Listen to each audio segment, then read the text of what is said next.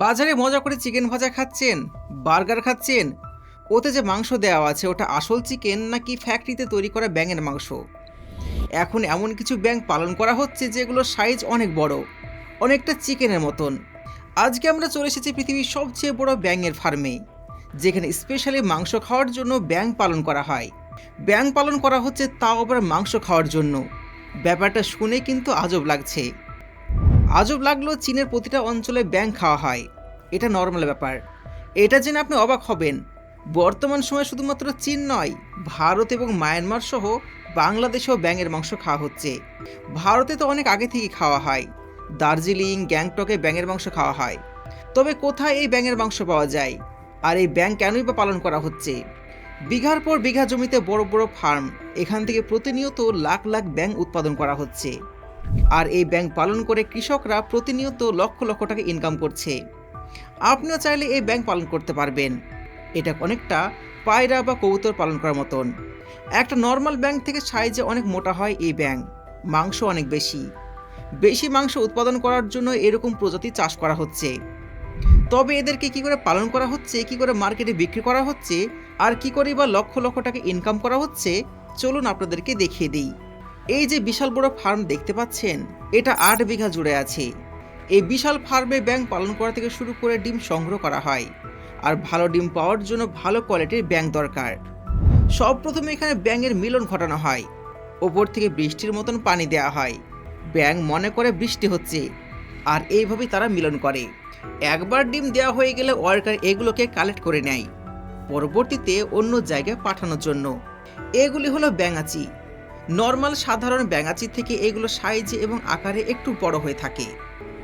3 সপ্তাহ পর ব্যাঙের আকার একটু বড় হয়ে গেলে ট্রান্সফার করা হয় অন্য জায়গাতে। নর্মাল জায়গায় ব্যাঙ থাকতে পারে না, ব্যাঙ থাকার জন্য আলাদা স্ট্রাকচার দরকার। এই যে প্লাস্টিক দেখতে পাচ্ছেন, এগুলি হলো আসলে জুতোর খোল। প্লাস্টিক জুতো মেশিনের সাহায্যে কেটে নেওয়ার পর এই যে খোল বেঁচে থাকে, এগুলি হলো ওটা। ব্যাঙ যখন একটু বড় হয়ে যায় তখন এগুলোকে বড় জলাশয়ে রাখা হয়।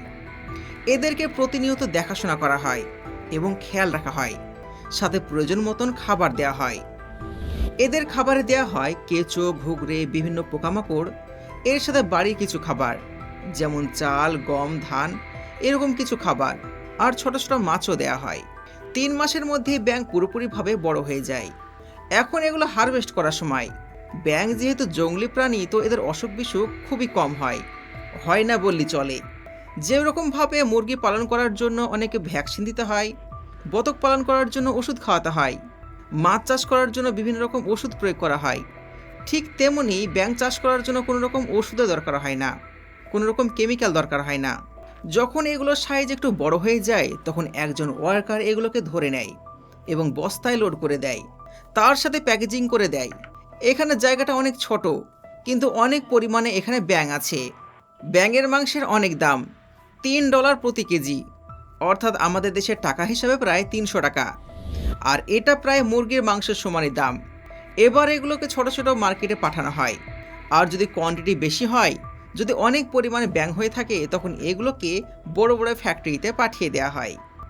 তো এগুলো ফ্যাক্টরি থেকে মার্কেটে নিয়ে আসার জন্য সব প্রথমে প্রসেস করা হয়। বিভিন্ন বড় বড় সুপার মার্কেটে দেখে থাকবেন প্যাকেটজাত খাবার পাওয়া যায়। এই ফ্যাক্টরি থেকে এগুলো প্রসেস করা হয়। ফ্যাক্টরিতে নিয়ে এসে সব প্রথমে তো একটা একটা করে কেটে ফেলা হয়, ভেতর থেকে নাড়ি ভুড়ি পরিষ্কার করা হয়, আর বরফের ট্রেতে লোড করে ফ্যাক্টরি অন্য ওয়ার্কারের কাছে পাঠানো হয়, যেখানে এগুলোকে আরও ভালো করে পরিষ্কার করা হয়। ব্যাঙের মাংস খুবই তাড়াতাড়ি নষ্ট হয়ে যায়, তাড়াতাড়ি পচে যায়, তো এগুলোকে প্রতিনিয়ত বরফের মধ্যে রাখা হয়। দেখতেই পাচ্ছেন সমস্ত ওয়ার্কার এখানে কত সুন্দর করে কাজ করছে। এগুলো এখন মার্কেটে যাওয়ার জন্য একদম তৈরি। নর্মালি এগুলো সিল করা হয় না, ভ্যাকিউম সিল প্যাক করা হয়। এরপর মার্কেটে প্রয়োজন হিসাবে বিভিন্ন জায়গায় পাঠিয়ে দেওয়া হয়। বেশিরভাগ সময় ফ্যাক্টরিতে থাকে, বরফে জমানো থাকে। যখন মার্কেট থেকে অনেক বেশি পরিমাণে অর্ডার আসে তখন এগুলোকে পাঠানো হয়। আপনারা নিশ্চয়ই কেএফসি খেয়েছেন, ভাজা মুরগির মাংস খেয়েছেন। এগুলো কেএফসি, বার্গার এবং ফ্রাই চিকেন হিসাবে বিক্রি করা হয়। তবে আমাদের এখানে নর্মাল কেএফসির দোকানে এগুলো পাওয়া যায় না, কিন্তু মায়ানমার এবং ভারতের দার্জিলিংয়ে এগুলো পাওয়া যায়। মজার বিষয় হচ্ছে মানুষ বুঝতে পারে না যে সে কি খাচ্ছে। দেখে মনে হয় মুরগির ঠ্যাং খাচ্ছে, কিন্তু আসলে এগুলো ব্যাঙের ঠ্যাং। আর এই সবগুলো আপনি দেখলেন। বন্ধুরা, এখন আপনি বলুন, বাইরেকার খাবার খাওয়া কি ঠিক হবে? আপনার মতামত কমেন্টের মাধ্যমে জানাবেন। এবার আপনারা জানবেন টার্কি মুরগি কি করে পালন করা হয়, আর কিভাবে পালন করে আপনিও লাখ লাখ টাকা ইনকাম করতে পারবেন। বন্ধুরা, এবার আপনাদেরকে দেখায় বর্তমানে এই চীনের বিখ্যাত টার্কি মুরগি আমাদের এই দেশের বড় বড় ফার্মগুলোতে কি করে পালন করা হচ্ছে। আপনার কাছে যদি বড় ফার্ম নাও থাকে, তা আপনি এগুলো পালন করতে পারবেন আর প্রচুর মুনাফা অর্জন করতে পারবেন। কি করে পালন করা হয় চলুন দেখে আসি। এই টার্কি মুরগি পালন করার জন্য সবপ্রথমে ডিম সংগ্রহ করতে হবে। তারপর এই ডিমগুলোকে হ্যাচিং করে বাচ্চা বের করতে হবে। টার্কি মুরগি সাধারণত পোল্ট্রি মুরগির মতনই হয়ে থাকে। আপনি এর বাচ্চা মার্কেটে কিনতে পারবেন, কিন্তু এদের সাইজ এবং হাত পা আলাদা হয়ে থাকে। এদের ডিম থেকে বাচ্চা তুলতে 21 দিন মতন সময় লাগে। তারপর যখন সমস্ত ডিম থেকে বাচ্চা ফুটে বেরিয়ে আসে, তখন বাচ্চাগুলোকে মেডিকেল টেস্ট করা হয়। আপনি চাইলে না টেস্ট করতে পারেন। এবার এদের বডি স্যানিটাইজ করা হয়, যার ফলে যদি কোনো রকমের রোগ জীবাণু এতে শরীরে লেগে থাকে তাহলে সেটা তৎক্ষণাৎ মারা যায়। এবার এখান থেকে চলে যাওয়া হয় ফার্মে, যেখানে একসঙ্গে কয়েক লাখ টার্কি মুরগি এখানে পালন করা হয়। আর এখান থেকে এদের মেডিসিনযুক্ত খাবার খাওয়ানো শুরু হয়, যার কারণে এরা খুবই তাড়াতাড়ি অল্প সময়ের মধ্যে অনেক বেশি বড় হয়ে যায়। এদের বয়স যখন 1 মাস হয়ে যায়, তখন টার্কির শরীর ঠান্ডা রাখার জন্য বাতাস দেওয়ার প্রয়োজন। টার্কি মুরগির বডি খুবই গরম হয়ে থাকে, এদেরকে প্রতিনিয়ত বাতাসের মধ্যে রাখা হয়। যেহেতু এরা অনেক বড় হয়ে থাকে, তো এদের শরীরে খুব হিট প্রডিউস হয়। আর বডি ঠান্ডা রাখার জন্য ফার্মের প্রতিটা জায়গায় বড় বড় ফ্যান লাগানো হয়। যদি এভাবে বাতাস না দেওয়া হয়, তাহলে মুরগির তাপমাত্রা সহ্য করতে পারবে না এবং মারা যাবে। প্রাপ্তবয়স্ক অবস্থায় এদেরকে প্রতিদিন একবার করে বাইরে ছেড়ে দেওয়া হয়, যার ফলে এদের শরীর ফিট থাকে। এই টার্কি মুরগি সাধারণত 2 কালারের হয়ে থাকে, সাদা আর কালো। একটা টার্কি মুরগির ওজন 20 থেকে 30 কেজি পর্যন্ত হতে পারে। বলতে পারেন ছোটোখাটো খাসি, তবে এটা খাসির মাংস থেকে দাম অনেক কম। তারপর যখন এরা বড় হয়ে যায়, গোস্ত খাওয়ার যোগ্য হয়ে যায়, তখন বাজারে বিক্রি করে দেওয়া হয় কেজি দরে।